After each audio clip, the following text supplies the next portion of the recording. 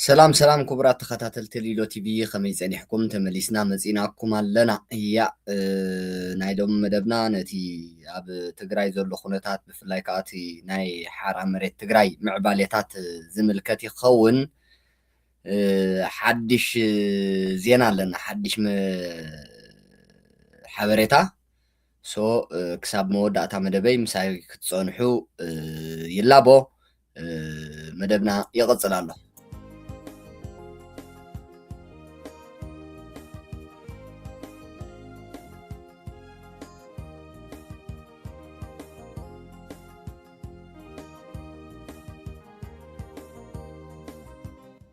اوكي تمليسنا مزيناكم لنا خبرات تخاتل تلو تي في حرام مريت تግራይ ሰፊሕ ምዕባለታት ሰፊሕ ምንቅስቃሳት ጽቡቕ ክያዶ እዩ ዝኸይድ ዘሎ ፍላይ ከዓ እቲ ኣብ ትግራይ ገኒኑ ተራእዩ ዘሎ ሕጂ ሰብ ስራሕ ሰብ ዝሰርሖ ዓፀቦ ምክንያቱ ኣብ ትግራይ ኣጋጢሙ ዘሎ ኣስካሕካሒ ዓፀቦ ህወሓት ዝፈጠሮ እዩ ምክንያቱ ኣብ ትግራይ ኩናት የለን ኣብ ትግራይ ምንም ድምፂ ጥይት ዝስማዓሉ ኩነታት የለን ብጀካ ህወሓት ብዝፈጠሮ ስለዚ ስለምንታይ እዚ ህዝቢ እዚ ብሂወቱ እናሃለወ ዕፅምቱ ክረአ ክኢል ዘሎ ተሕቶ ንስያ እዚ ህዝቢ እዚ ኣብ ኩናት ዘየለ እናሃለወ ኣብ ትግራይ እውን ኩናት ዘየለ እናሃለወ ስለምንታይ ብሂወቱ እናሃለወ ዕፅምቱ ይረአ ኣሎ ስለምንታይ ሰብ ወዲ ሰብ ኮይኑ ብሂወቱ ኣብ ልዕሊ ምድሪ ብሂወቱ እናሃለወ ስጉኡን ቆርበቱን ዕፅምቱን ተሓዊሱ ይረአ ኣሎ ኣዴታት ካብ መሬት ምትንሳእ ሲኢነን እናንፈሓኳ ክኸዳር ኢና መንእሰያት ቆልዑ ተደኒሶም ኩሉ ኣካላቶም ናይ ውሽጢ ኣካላቶም ክረአ ርኢና ብጣዕሚ ሰብ ወዲ ሰብ ኮይኑ ኣብዚ ምድሪ ብሂወቱ እናሃለወ ክኾኖ ዘይግባእ ነገራት ተራእዩን ተሰሚዑን ዘይፈልጥ ኣብ ኩናት እውን ከምኡ ዘይረአ ነገራት ኣብ ትግራይ ኣብ ተዛማዲ ሰላም እዚ ኩነታት እዚ ንሪኦ ኣለና እዚ ሕማቕ ኩነታት ስለዚ ናይዚ ኩሉ ጠንቂን ሽግርን ህወሓት እዩ ሶ ብዙሓት ኣብ ትሕቲ ባህላውያን ጀነራላት ህወሓት ዝነበሩ ወተሃደራት ከዓ ናይ ትማል ቲዲኤፍ ናብ ሓራ መሬት ትግራይ ኣንፀርፂሮም ክወርዱ ይረኣዩ ኣለዉ ሕጂ ዝተፈላለዩ ምክንያታት ከይወሰኑ ፀኒሖም ብምሉእ ሰራዊት ናብ ሓራ መሬት ትግራይ ግዒዙ እዩ ግን ብዝተፈላለየ ምክንያት ከይወሰኑ ፀኒሖም ናብ ሓራ መሬት ትግራይ ብብዝሒ ክወርዱ ይረኣዩ ኣለዉ በቃ ብፍላይ ብድሕርዚ እዞም ጀጋኑ ቲዲኤፍ ናይ ቲክቶከራት ተጠቀምቲ ማሕበራዊ ሚድያ ነቲ ምስጢር ናይ ህወሓት ዓቢጣቶ ዝነበረት ፀገማት ናይ ህዝቢ ትግራይ ናብ ቃልዕ ምስ ኣውፅዎ ብድሕሪኡ ማዕለያ ዘይብሎም ተተጠርኒፎም ናብ ሓራ መሬት ትግራይ ክፅምበሩ እዮም ዝረኣዩ ዘለዉ ስለዚ ኣብዚ ግዜ እዚ ሓራ መሬት ትግራይ ካብቲ ዝነበሮ ከዓ ብዝሰፍሐ ዓቕምታት ወኒኑ እዩ ዝርከብ ንኣብነት ኣብ ዝቐረባ መዓልትታት ጥራይሲ በቃ ልዕሊ 100 ገለመለን ዝኾኑ ብሓንሳብ ናብ ሰራዊት ሓይሊ ሰላም ትግራይ ናብ ቲፒኤፍ ዝተፀምበሩ ኣለዉ በብመዓልቱ እውን ማዕለያ የብሉን ካልእ እቲ ምብትታን እውን ኣሎ እቲ ናይ ህወሓት ሰራዊት በብመዓልቱ ክባታተን እዩ ዝረአ ዘሎ ካብ ዝሓለፈ ቅድሚ ሳልስተ ሲ ካብ ኣርምታት 42 44 26 ካብ ኣርሚ 22 ደቂ ምዕራብ ትግራይ ዝኾኑ ጥራይ ምስ ዕጥቆም ንግዚኡ ብዙሖም ዘይተፈልጡ ካብ ዝነበሩሉ ኣሃዱ ሓዲጎሞም መምስ ዕጥቆም ተበታቲኖም ኣለዉ ሕሰብዎ ኣንፈቱ ጠፊእዎ እቲ ሰራዊት በቃ ስቑኢሉ ክባታተን እዩ ዝረአ ዘሎ እግሪ ናብ ዝመርሖ በቃ ናበይ ይኸይድ እውን ኣይፈልጥ ምዕራብ ትግራይ ሲ ስድራ ቤቶም ኣብ ማእኸል ትግራይ እዮም ተበታቲኖም ዘለውኖ በቃ ዕጥቆም ሒዞም ካብቲ ኣብ ትሕቲ ባህላውያን ጀነራላት ህወሓት ዝነበሮ ተበታቲኖም ክወፁ ይረኣዩ ኣለዉ ካልእ ካብ ኣርማ 13 11 ነታ ኣብ ቴንዳ ዘሎ ህዝቢ ይቕሬታ ብምሕታት ክሳብ ሕጂ ምስ መራሕቲ ኣርሚ ምፅናሕና ኣዝዩ የጉሄናን የጣዕሰናን ብምባል ህዝብና ብጥሜት እዩ ዝረግፍ ዘሎ ብምባል 17 ተጋደልቲ እውን ብሓባር ናብ ሓራ መሬት ትግራይ ዝተፀምበሩ ኣለዉ ዝገርመኩም ካልእ እቲ ፍሉይ ዜና እቲ ሰበር ዜና ኢልና ኣቕሪብናዮ ዘለና ዓብይ ሰበር ዜና በቃ ብጣዕሚ ኣገዳሲ ዝኾነ ምክንያቱ ሓደ ሓላፊ እንድሕር ዳ ናብ ሓደ ቦታ ፀላዊ ዝኾነ ሰብ ናብ ናይ ለውጢ ሓይሊ እንድሕር ደኣ ተፀምቢሩ እቶም ኣብኡ ዝገድፎም ብምልኦም ደድሕርኡ ናይ ግድን እዮም ክስዕቡ ርክባት ኣሎ ኣቓልቦ ኣሎ ድሓር ፀለውቲ እዮም መራሕቲ እዮም ስለዚ ሓደ ጀነራል ናብ ሓራ መሬት ትግራይ ተፀምቢሩ ኣሎ ጀነራል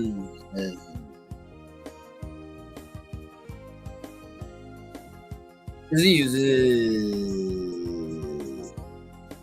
ርእይዎ ዘለኹም ጀነራል ምስ ኣቦይ ዘሎ ጀነራል ጉና ዝበሃል ተጋዳላይ ገብረ ፃዲቅ ብናይ ገድሊ ሽሙ ከዓ ጉና ዝበሃል ናብ ሓይሊ ሰላም ትግራይ ናብ ቲፒኤፍ ናብ ሓራ መሬት ትግራይ ተፀምቢሩ ኣሎ ገብረ ጉና ብሰላም ናብ ሓራ መሬት ትግራይ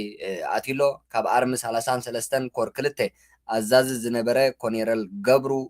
ጉና ትማል ዕለት 17 ታሕሳስ 2018 ዓመተ ምህረት ነቲ ዕሱብ ጉጅለ ህወሓትን ባህላውያን ጀነራላቱን ዝኾኑ እኽብ ካብ ልዕሊ ኮር ጠንጢኑ ናብ ሓይሊ ሰላም ትግራይ ቲፒኤፍ ብምፅምባር ምስ ህዝቡ ንምውጋን ወሲኑ ኣሎ ንገብሩ ጉና ስዒቡ ብርክት ዝበሉ ኣባላት ኣርሚ 33 ናብ ሰራዊት ሓይሊ ሰላም ትግራይ ኣብ ምፅምባር ከም ዘለው ካብ ግንባር 2 ዝረኸብናዮ ሓበሬታ የፍልጥ ነበር ኣዛዚ ኮር ሓደ ዝኾነ ኮኔረል ንጉስ ገብረ ጨርቆስ ንኮኔረል ገብሩ ጉና ድሙቕ ኣቀባብላ ገይሩሉ ኣሎ ሕጂ ጀነራላት እዮም ካልእ ሓደ ጀነራል እውን ኣየረጋገፅክዎን ናብ ሓራ መሬት ትግራይ ከም ዝኣተወ ይግለፅ ኣሎ ኣጋጣሚ ዓንተዎም ዝኾነ ሰባት ናይ ሓራ መሬት ትግራይ ተራኺበ ነይረ እቲ ሓበሬታ ኣፃሪና ክንነግረካ ኢና ግን ዝኣተው መራሕቲ ሰራዊት ኣለዉ እዮም ኢሎም ንለው ሶ ኣብ ናይ ፅባሕ መደብና ክነቕርቦ ክንፍትን እና ደቂ ዓበይቲ ብጣዕሚ ፀላዊ ህዝባዊ ዝኾነ ኣዛዚ ሰራዊት እዩ ብሰራዊት እውን ኣዝዩ ፍሉጥ ዝኾነ እዩ ገብሩ ገብረ ፃድቕ ጉና ካብ ታሪክ ህይወቱ እንድሕር ዳ ርኢናዮ ካብ ገድሊ ጀሚሩ ክሳብ ትትማል ዝነበረ ቁልዕ ወራራት ኩሉ እዚ ህወሓት ዝፈጠረቶ ኩናት ካብኡ ጀሚሩ ክሳብ ሽዑ ብጣዕሚ ዓበይቲ ቅያታትን ጅግንነትን ዝፈፀመ ተጋዳላይ እዩ ካብ ጎቦታት ትግራይ ክሳብ ድርኩኺት ኣዲስ ኣበባ ዝነበረ ናይ ጅግንነት ማሕተም ዝፈፀመ እዩ ወይ ዘመዝገበ እዩ ኣብቲ ካብ 2013 ዓመተ ምህረት ኣቆፃፅራ ግእዝ ጀሚሩ ኣብ ልዕሊ ህዝቢ ትግራይ ዝተኣወጀ ናይ ህልውና ኩናት ካብ በረኻታት ትግራይ ክሳብ ሰሜን ሽዋ ኣብ ዝተገብሩ መረርቲ ግጥማት ምስ ኮኔረል ገብሩ ገብረ ፃድቕ ጉና ምስ ጅግንነትን ዓወትን ተተሓሒዙ ዝለዓል ብዙሕ ነገራት ኣሎ እዩ ንሱ ኣብ ግንባር ዘርኣየ መስተንክር ወተሃደራዊ መሪሕነትን ዘይሕለል ወያናውነትን ታሪክ ብወርቃዊ ቀለም ዘፀሓፈ እዩ መተካእታ ዘይብሉ ወተሃደራዊ ጉዕዞ ጅግና ጉና ማለት እዩ ናይ መሪሕነት መበገሲኡ ኣብ ሰራዊት ትግራይ ቲዲኤፍ ካብቶም ቀንዲ መሰረተ ኣርሚ 3 ዝነበረት ክፍለ ሰራዊት ሙሴ ብምክትል ኣዛዚ ክፍለ ሰራዊትነት ጀሚሩ መስራትን ኣዛዝን ክፍለ ሰራዊት ሓኸፈን ድሕሪ ምስፋሕ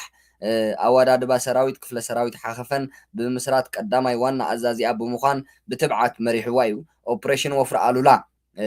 ኣብቲ መላእ ትግራይን ከተማ መቐለን ካብ ወረርቲ ሓይልታትን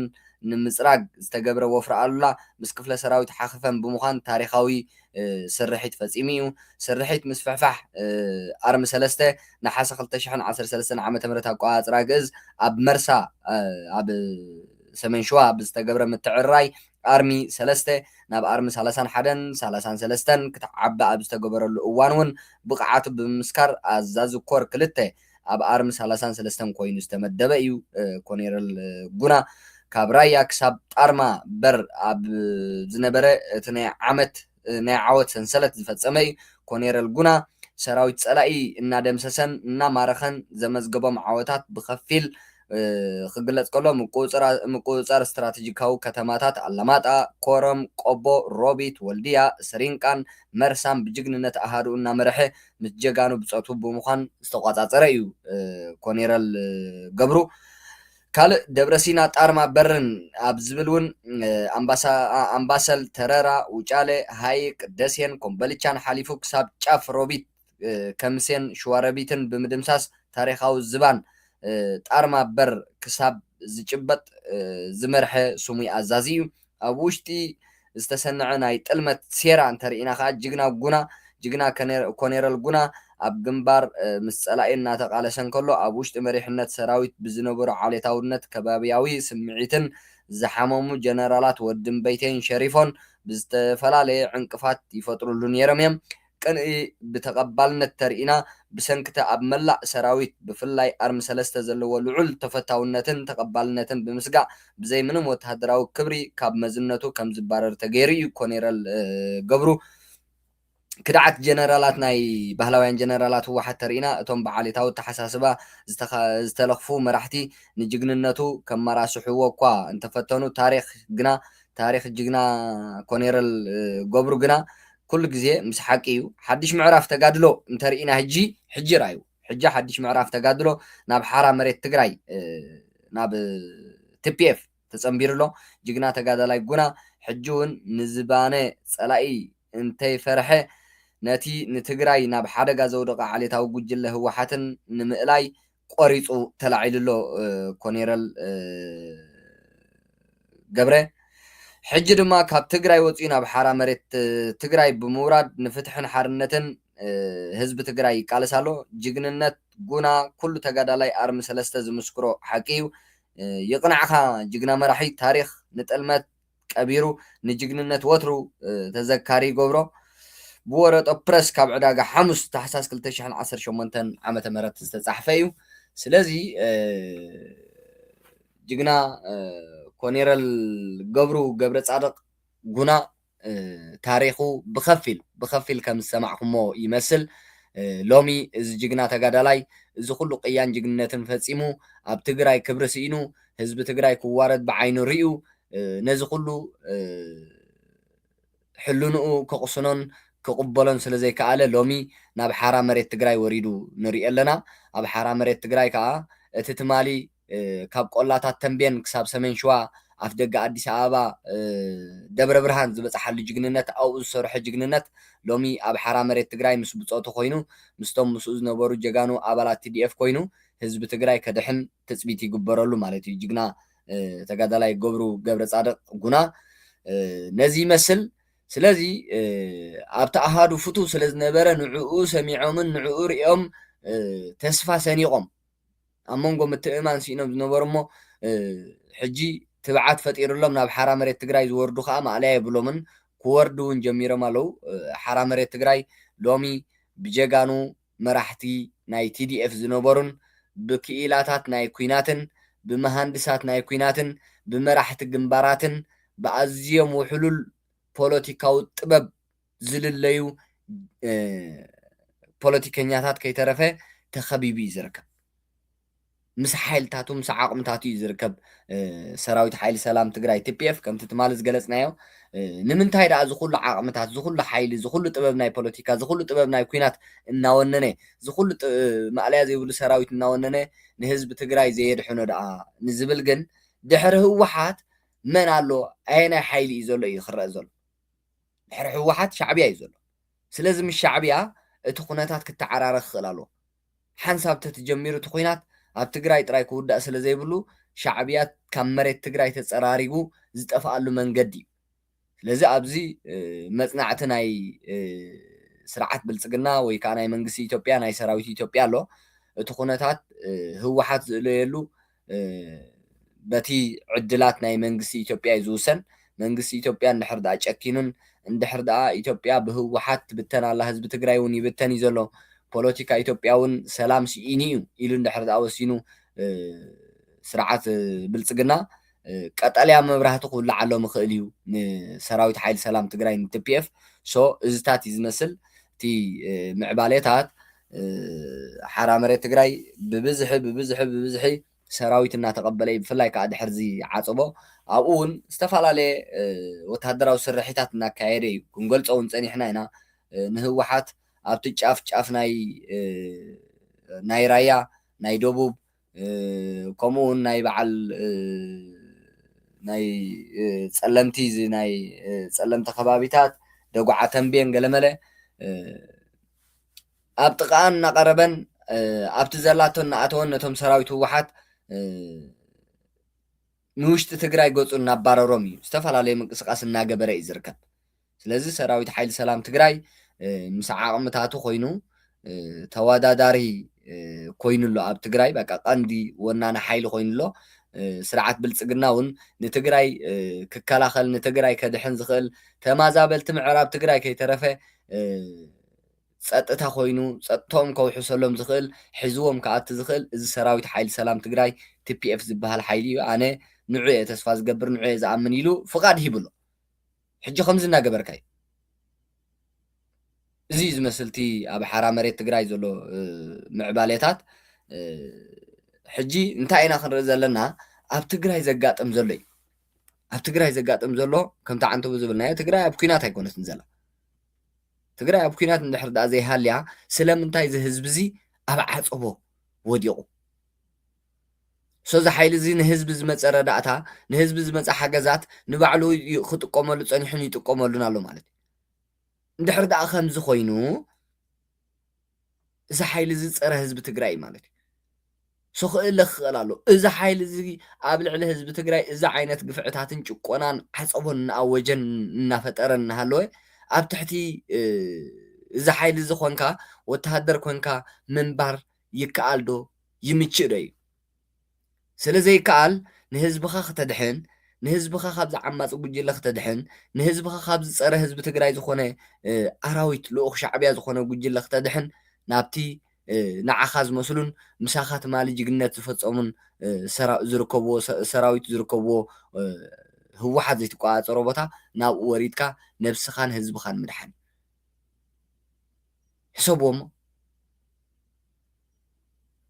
ኣብ ትሕቲ ህወሓት ኮንኩም ነብስኹም ኣይጠዓመኩም ህዝብኹም ኣይጠዓሞ ሰላም የብላ ትግራይ ኣብ ሓራ መሬት ትግራይ ኮንኩም ግን ሰላም ህዝቢ ትግራይ ክተስፍኑ ንህዝቢ ትግራይ ክትድሕኑ ነብስኹም እውን ክትድሕኑ ሓድሽ መንፈስ ተፈጥሩ ሓድሽ መንፈስ ይህልወኩም ሕልናኹም እውን ይዓርፍ ኣብቲ እኮ ስቃይ እኳ እዩ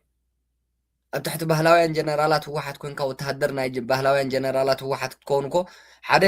ናይ ሞትካ መዓልትታት እናቆፀርካ ኢኻ ትነብር ሎሚ ዶ የእትውና ኩናት ሎሚ ዶ ኩናት ይጅምሩ ሎሚ ዶ ንጠፍእ ንኸውን እንታይ እዮም ዝገብሩና ናበይ ገፅና ኢና ክትብል ናብ ሻዕብያ ድዮም ከረክቡኻ ናብ ፋኖ ድዮም ከረክቡኻ ባዕሎም ድዮም ክበልዑኻ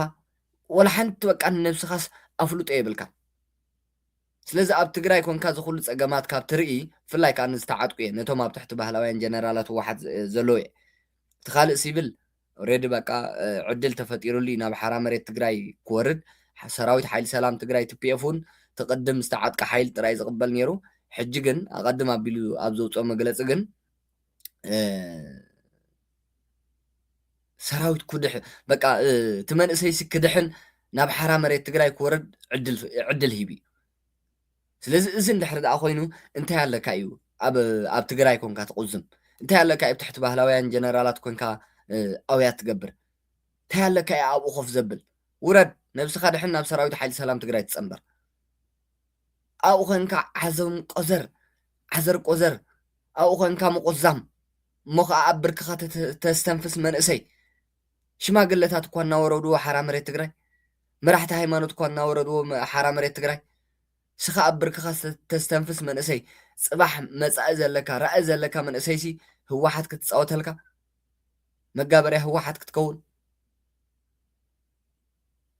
ብህወሓት ክትጠፍእ ኣብ ምንቲ ምንታይ ጠፊእኻ ክትበሃል ኢኻ ፅባሕ ንጎ ህወሓት ሓሲብካ ኢላ ክተጥፋእካ ህወሓት ደጋፊ ናይ ለውጢ ኢኻ ኢላ ክተጥፋእካ ህወሓት ደጋፊ ናይ ሰራዊት ሓይሊ ሰላም ትግራይ ናይ ቲፒኤፍ ኢላ ክተጥፋእካ ነዚ ኩሉ ፀይቅታት ናይ ህወሓት ኣብ ልዕሊኻ ዘይሓሰብካየን ዘይነበርካየን ዘይወዓልካየን ዘይገበርካየን ብኡ ክትጠፍእ ኣሚን ኢልካ ትቕበል ንጥፍኣትካ ኮፍ ኢልካ ትፅበ ኮፍ ኢልካ እንተሪኣትካ እኳ እዩ ህወሓት ዓይና ደም ዝመልኣ ስለዚ ኣብ ትሕቲ ባህላውያን ጀነራላት ህወሓት ዘለኹም ፕሊስ ናብ ሓራ መሬት ትግራይ ክትወርዱ እየ ዝላቦ ካልእ ንእግረ መንገደይ ሰራዊት ሓይሊ ሰላም ትግራይ ዝኾነ መግለፂ ውፅኢ ነይሩ ብዛዕባ ናይ ተመዛበልቲ ናይ ሕፃፅ ዝምልከት እንታይ ኢሉ ዋይ ክደቀቅካ መዓት እዩ ግን ክነንብቦ ክንፍትና እዋናዊ መግለፂ ናይ ትግራይ ሓይሊ ሰላም እዩ ዝብል ሕፃፅ መግለፂ ፀገምን ስቃይን ህዝቢ ትግራይ ውድቀት ስልጣን ብኣፎሙዝ ተቆፃፂሩ ዘሎ ውልቀ መላኺ እዩ ዝብል ኣብ ሕፃፅ ዘጋጠመ ጥሜትን ሞትን ኣብ እዝንን ዓይንን ማሕበረሰብ ዓለም ተኸዊሉ ክፍጸም ዝገበረ ስርዓታዊ ናይ ዓፈና ኔትወርክ ሴርኩም ናይ ህዝብኹም ስቃይ ብድፍረት ናብ ማሕበራዊ ሚድያ ብምውፃእ ናይ ህይወት ኣድሕን ምንቅስቓስ ክፍጠር ዝገበርኩም ጉዱሳት ጀጋኑ መንእሰያት ኣመራርሓን ኣባላትን ሓይሊ ሰላም ትግራይ ልባዊ ምስጋና እናቕረብና ኣብ ሕፃፅ ኮነ ኣብ ካልኦት መዕቆቢ ቦታታት ብዘጋጠመ ጥምየትን ሞትን ዝተሰማዓና መሪር ሓዘን ክንገልጽ ንፈቱ። ኣብ ሕፃፅን ካልኦት ከባቢታትን ዝተረኣየ ጥምየትን ዓፀቦን ስዒቡ ከም ተጋሩ ኮነ ፈተውቲ ህዝቢ ትግራይ ንሰብኣዊ ሓገዝ ዘርኣኹምዎ ርህራሄ ዝወሰድኩምዎ ተበግሶን ልግስናን ልዑል ምስጋና ዘለዎ ናይ ትግራይ ሓይሊ ሰላም እዚ ሕጂ ኣጋጢሙ ዘሎ ጥምየትን ሞትን ኣብ መበል 21 ክፍለ ዘመን እሞ ድማ ኣብ ዓመት ሙሉእ ኣብ ዘይምቁራፅ ዝፈሱ ወሓዝቲ ሩባታት ብዓይነትን ብመጠንን ክባራት ማዕድናትን እናሃለወ ርሂፀ በላዕ ዝኾነ ውፉይ ህዝቢ ሒዝካ ናይ ሞት ዜና ምስማዕ ክንደየናይ መሕፈርን ውርደትን ምዃኑ እዚ ኣብ ሕፃፅን ካልእ ከባቢታትን ትግራይ ኣጋጢሙ ዘሎ ናይ ጥምየት ሓደጋ ምርኣይ እኹል እዩ። ኣብ ትግራይ ብተደጋጋሚ ዝበፅሕ ዘሎ ናይ ድርቅን ጥምየትን ሓደጋ ከም ዋና ምኽንያት ዝኾነ ሓደ ንኣስታት 14 ዓመታት ብውልቀ ምልክነት ስልጣን ተቆፃፂሩ ናብ ገዛኢ ደርቢ ዝተቐየረ ሓይሊ ኣጥሚኻን ኣደንቂርካን ናይ ምግዛእ ፖሊሲ ውፅኢት ክኸውን ከሎ ካልኣይ ድማ በቲ ፍትሓዊ ዘይነበረ ናይ ብርሰት ኩናት ካብ መረበቱ ዝተመዛበለ ህዝቢ ብመሰረት ውዕል ፕሪቶርያ ብዘይ ቅድመ ኩነታት ናብ መረበቱ ክምለስ እናተገብኦ ውድብ ከይዲ ሓነት ዝምለስ ህዝቢ የለን ተባሂሉ ብጅሆ ክትሓዝ ብምግባር እዩ። ፀገማት ህዝቢ ትግራይ ዝፍትሑ ንትግራይ ናይ ወላድ መኻን ዝገበረ ናይ ዓፈና ስርዓታዊ መዋቕር ካብ ስልጣን ብምእላይ ሓቋፋይ ዝኾነ ባይቶ ብምጥያሽ ጥምየት ዘጥፍእ ተሓታታይነት ዘረጋግፅን ብህዝቢ ዝተመረፀ ህዝባዊ መንግስቲ ብምስራት ዋላ እንተኾነ ሕጂ ኣጋጢሙ ኣብ ዘሎ ናይ ጥምየት ሓደጋ ንምዕጋስ ኣብ መንጎና ዘሎ ፖለቲካዊ ኣፈላላይ ከይዓገተና ሰብኣዊ ሓገዝ ኣጠናኺርና ክንቅፅለሉ ናይ ትግራይ ሓይሊ ሰላም ይፅውዕ። ኣብ መወዳእታ ኣብ ዓፀቦ ዘሎ ህዝብና ውሕስንኡ ተሓልዩ ናብ መረበቱ ንምምላስ ውዕል ፕሪቶርያ ከይተሸራረፈ ክትግበር ፌደራል መንግስትን ማሕበረሰብ ዓለምን ሓላፍነቶም ክዋፅኡ ናይ ትግራይ ሓይሊ ሰላም እናፀውዐ ብጥምየት ዝሳቀይ ዘሎ ህዝብና ኣብ ምሕጋዝ ዝኾነ ውሕስንኡ ሕልው ኮይኑ ናብ መረበቱ ንምምላስ ኣብ ዝግበር ምንቅስቃስ ካብ ሓላፍነት ወሲድና ንምፍፃም ድልዋት ምዃንና ንረጋገፅ። ንዝተፀገሙ ምሕጋዝ ሰብኣውነት እዩ። ወተሃደራዊ ኮማንድ ናይ ትግራይ ሓይሊ ሰላም 17 ታሕሳስ 2018 ያ እዚ እውን መግለፂ ውፅኢ ኣሎ ሰራዊት ሓይሊ ሰላም ትግራይ። ስለዚ ኣነ እንታይ እየ ዝብል ሕጂ ከም ናተይ ሓሳብ ወይ ከዓ ከም ናተይ ርእይቶ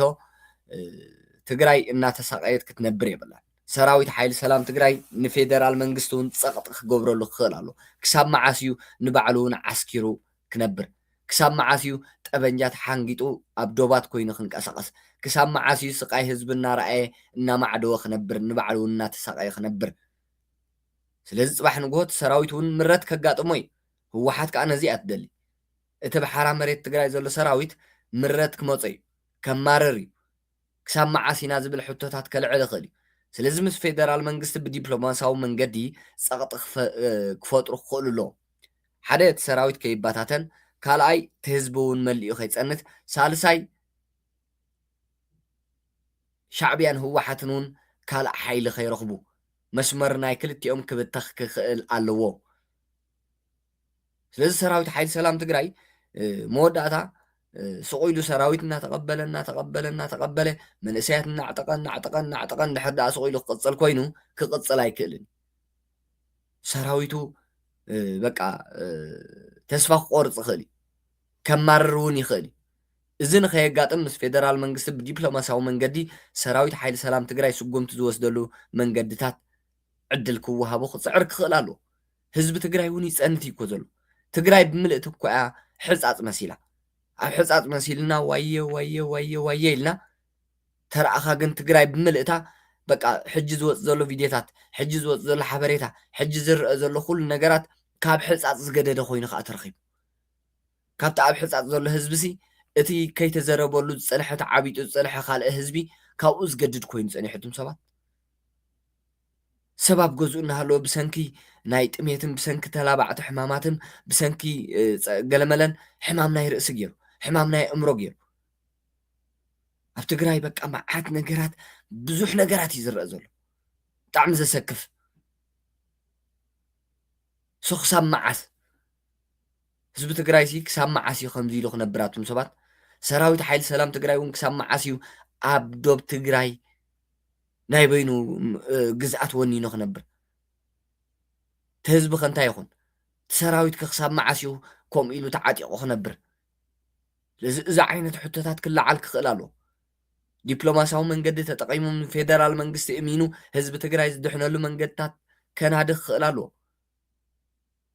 ስቑኢልካ ኣይኮነን ሰራዊት እናተቐበልካ መንእሰያት እናዕጠቕካ ምንባር ዕጥቃዊ ቃልሲ መእወጅኻ ህዝቢ ትግራይ ንምድሓን ዕጥቃዊ ቃልሲ መእወጅኻ እቲ ንህዝቢ ትግራይ ዘፅንት ዘሎ ጨቋኒ ዝኾነ ውድብ ህወሓት ወይ ከዓ ጉጅለ ህወሓት ልኡኽ ናይ ሻዕብያ ንዕኡ ምውጋድ እዩ ንዕኡ ካብ ገፅ መሬት ትግራይ ምልጋስ እዩ ስለዚ ክሳብ መዓስ ኢኻ ሕጂ ኣብ ሓራ መሬት ትግራይ ኣነ ርግፀኛ እየ ካብ መጠን ንላዕሊ ዓቕሚ ሰራዊት ኣሎ ካብ መጠን ንላዕሊ ኣፅዋራት ኣሎ ካብ መጠን ንላዕሊ ድሌት ናይ ሰራዊት ኣሎ ሞራል ኣሎ ሓይሊ ኣሎ ፅባሕ ንግሆ ግዜ እንተነዊሑ እዚ ዘሎ ሓይሊ ክመናናህ ይኽእል እዩ ምፍልላያት ከጋጥም ይኽእል እዩ ተስፋ ምቁራፅ ክመፅእ ይኽእል እዩ ተነዊሑ እየ ዝብል ዘለኹ ኣነ ኣብ ሰራዊት ሓይሊ ሰላም ትግራይ ክሳብ ሕጂ ምንም ዝተረኣየን ዝተፈጥረን ነገራት የለን ክቡራት ደቂ ዓበይቲ ናብ ካልእ ከይትጠውይዎ ግን ተነዊሑ እየ ዝብል ዘለኹ ኣነ ግዜ ብዝወሰደ ቁፅሪ እቲ ሰራዊት ከምቲ ሎሚ ዘለዎ ሞራሉ ከምቲ ትማሊ ዝነበረ ሞራሉ ኮይኑ ይቕፅል ዶ እዩ ይቕፅል ዶ እዚ ሰራዊት እዚ ዝሕጂ ዘሎ ሞራልን ሓቦን ኒሕን ናይ ሰራዊት ሓይሊ ሰላም ትግራይ ናይ ቲፒኤፍ ፅባሕ ንግሆ ከምኡ ኢሉ ይቕፅል ዶ ምስ ምንዋሕ ግዜ መንእሰይ እኮ ክወልድ ይደሊ ክዝምድ ይደሊ ደቂ እንተልዮሞ ደቂ ኩርኢ ይደሊ ሓዳር እንተልይዎ ኣብ ሓዳሩ ክምለስ ይደሊ ተዘይተሰዊኡ ኩሎም ዓይነት ንወዲ ሰብ ዘድልዩ ነገራት ከጋጥሞን ክረክብን ፅቡቅ ዕድል ክኾነሉን ይደሊ እዩ ክሳብ መዓስ ተሓፂሩ ክነብር እዚ ከይኸውን በቃ ናይ ዲፕሎማሲ ኣካላት መዚዙ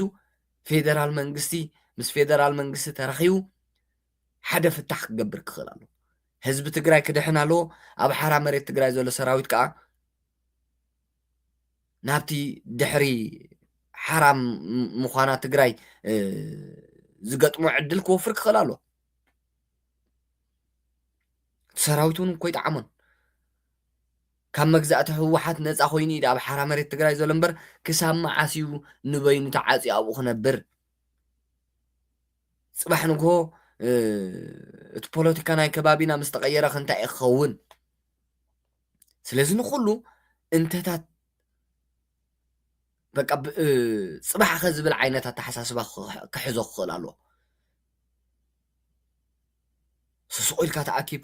ተኣኪብካ መፍትሒ ይኮነን እቲ መፍትሒ እቲ ፍታሕ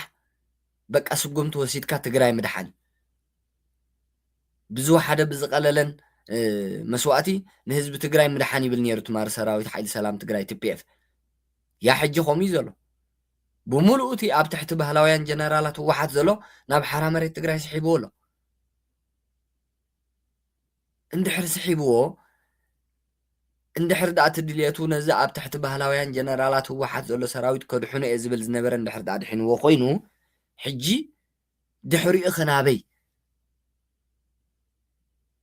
ከምቲ ዝበልናዮ ኣብ ሓራ መሬት ትግራይ ኩሉ ዓቕምታት እዩ ዘሎ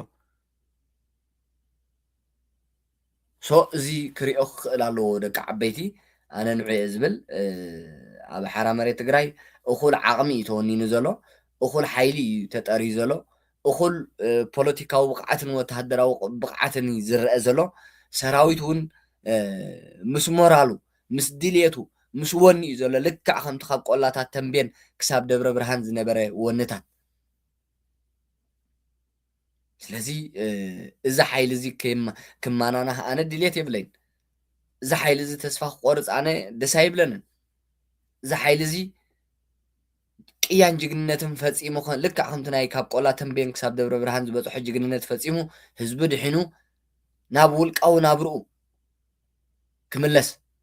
ንትግራይ ዘድልያ ሰራዊት ተፈልዩ እቲ ዝበዝሐ ኩሉ መቸም ኩሉ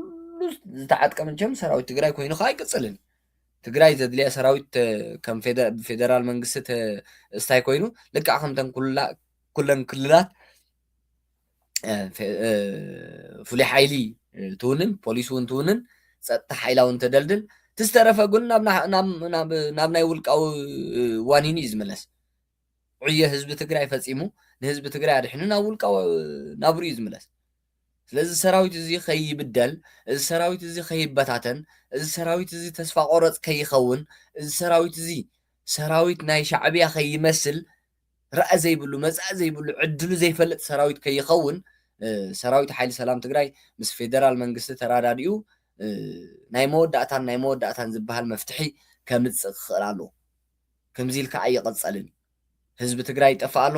ሰራዊት ሓይሊ ሰላም ትግራይ እውን ዝኾነ ለውጢ ኣየምፀን ስለዚ ህዝቢ ትግራይ ክጠፍዩ ሰራዊት ሓይሊ ሰላም ትግራይ ትፒኤፍ እውን ክባታተን ይኽእል እዚ ከይከውን ግን ክኢላታት ፖለቲካን ዓቕሚ ዘለዎም ኣካላትን ምሁራት ኣካላትን ናይ ዲፕሎማሲ ኣካላትን ፀለውቲ ዝበሃሉ ኣካላትን ጥበብ ናይ ኩናት ዝፈልጡ ኣካላትን ኣብ ተሓራ መሬት ትግራይ ኣለዉ እዮም ስለዚ ነዚኦም ገይሩ ምስቶም ኣብ ኣዲስ ኣበባ ዘለዉ ፖለቲከኛታት ተሓዊሱ ምስ ፌደራል መንግስቲ ተራኺቡ ኩነታት ትግራይ ኣብ ሓፂር ግዜ ዝፍትሓሉ መንገዲ ድሓር እዚ ንፌደራል መንግስቲ ዝምልከት ኣይኮነን ክብለኩም ከለኹሲ በቃ ንትግራይ ንምድሓን ንህዝቢ ትግራይ ንምድሓን ንሻዕብያን ህወሓትን ንምጥፋእሲ ኣብ ሓይሊ ሰላም ትግራይ ዘሎ ዓቕምታት እኹሉን በቃ ንትግራይ ክንኣልዮን ንመሪሕን ንጉጅለ ህወሓት ነዚ ልኡኽ ሻዕብያ ዝኾነ ጉጅለ ኣፅናተ ህዝቢ ትግራይ ፀረ ህዝቢ ትግራይ ዝኾነ ጉጅለ ክንኣልዮና እሞ ሰራዊት ሓጉዝና ኢሉ ንፌደራል መንግስቲ ጠለብ ከቕርበሉ ከሎ ሰራዊቱ ንኸይህብ ኢሉ ፌደራል መንግስቲ ኣነ የለኹላን ኣይውዕላን እየ ሓንሳብ ፅንሑ ህዝብኹም ወድቡ መንእሰያትኩም ወድቡ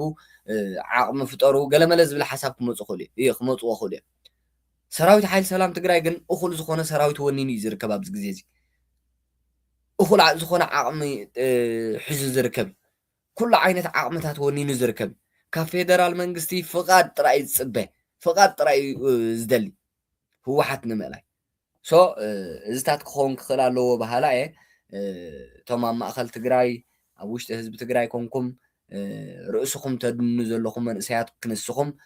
ብሰንኪ ህወሓት ናፅነትኩም ተመንጢልኩም ናይ ምንቅስቃስ መሰልኩም ተሓዲግኩም ብሰላም ወፊርኩም ብሰላም ዘይተኣትውሉ ኩነታት ኣጋጢሙ ኣብ ትግራይ እናቆዘምኩም ካብ ትነብሩ ናብ ሰራዊት ሓይሊ ሰላም ትግራይ ናብ ቲፒኤፍ ወሪድኩም ነብስኹም ኣድሕኑ ክብል እየ ዝደሊ ምክንያቱ ኣብ ቅድሚ ዓይንኹም ህዝቢ ትግራይ ከም ቆፅሊ ክረግፍ ብጥሜት ብዓፀቦ ኣካላቱ ብሂወት እናሃለወ ዕፅምቱ ክረአ ኮፍ ኢልኩም ካብ ትርእዩ ናብቲ ዕጥቃዊ ቃልሲ ኣውጁ ዘሎ ብናፅነት ዝነብር ዘሎ ሰራዊት ሓይሊ ሰላም ትግራይ ወሪድኩም ነብስኹም ክተድሕኑ እየ ዝላቦ እቲ ዘፀብቀልኩም እውን ንሱ እዩ ካልእ ወላ ሓደ የብልኩምን እዚታት ክኸውን ክኽእል ኣለዎ ካልእ ሕጂ ብዚ ክልተ ሰሙን እዚ ኣብዚ ውሽጢ ሰሙን እዚ ማእለያ ዘይብሉ ሰራዊት እዩ ናብ ሓይሊ ሰላም ትግራይ ክወርድ ምክንያቱ ሓደ ፍሉጥ ዝኾነ ጀነራል ካብ ኣብ ትሕቲ ባህላውያን ጀነራላት ህወሓት ዝነበረ ብዝተፈላለየ ምክንያታት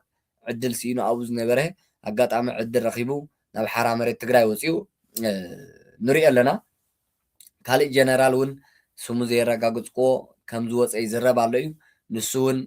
ፅባሕ ክነቕርቦ ኢና እዞም ሰባት እዚኦም ዝመርሕዎ ዝነበሩ ሰራዊት ኣሎ በዚኦም ዝፅሎ ዝነበረ ሰራዊት ኣሎ ነዚኦም ዝፈቱ ዝነበረ ሰራዊት ኣሎ ፅባሕ ንግሆ እዚ ብምሉእ ተጠርኒፉ ናብ ሓራ መሬት ትግራይ ክወርድ ስለዚ ህወሓት ወተሃደር ዝበሃል የብላን ብጀካ ልምዓት ጉጅለን ካድረታትን ሚድያን ካልእ ትውንና ዓቕሚ የብላን ብምሉኡ መንእሰዩ ዝተዓጥቃ ሓይሊ ይኹን ህዝቢ ይኹን ብምሉኡ ኣብ ጎኒ ሰራዊት ሓይሊ ሰላም ትግራይ ኣብ ጎኒ ቲፒኤፍ እዩ ዘሎ ደጋፊ ናይ ቲፒኤፍ ናይ ሰራዊት ሓይሊ ሰላም ትግራይ ብምሉእ ስለዚ እቶም ዝተረፍኩም እንተሊኹም ውረዱ ናብ በቃ ዋላ እቶም ዘይተዓጠቅኩም ኣብ ማእከል ትግራይ ዘለኹም ብምሉእ ኣብ ትሕቲ ባህላውያን ጀነራላት ህወሓት ዘለኹም ኩኑ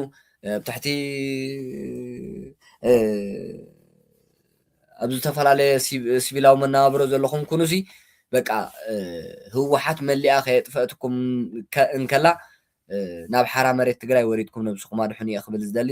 የቀኒየለይ ክሳብ መወዳእታ መደበይ ምሳይ ስለ ዝፀናሕኩም ካብ ልቢ እየ ዘመስግን ኣብ ናይ ፅባሕ መደብና ክሳብ ንረኸብ ደሓን ፅንሑ